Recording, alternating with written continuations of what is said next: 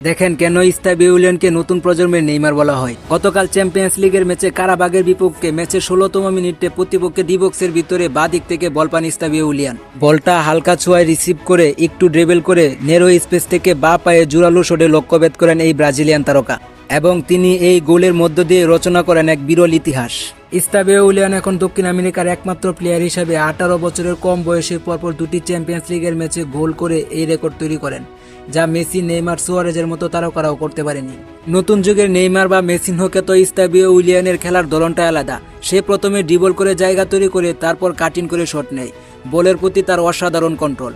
কিন্তু পার্থক্য হলো ইস্তাবিও আরও বেশি টিম ওরিয়েন্টেড খেলোয়াড়। ম্যাচ শেষে প্রেস কনফারেন্সে চেলসি বস এনজিও মারাস্কাও এই তরুণের পরিপক্কতা নিয়ে প্রশংসা করে বলেন, ইস্তাবিও শুধু ট্যালেন্ট না, মাঠে তার মুভমেন্ট ও ডিসিশন মেকিং অসাধারণ।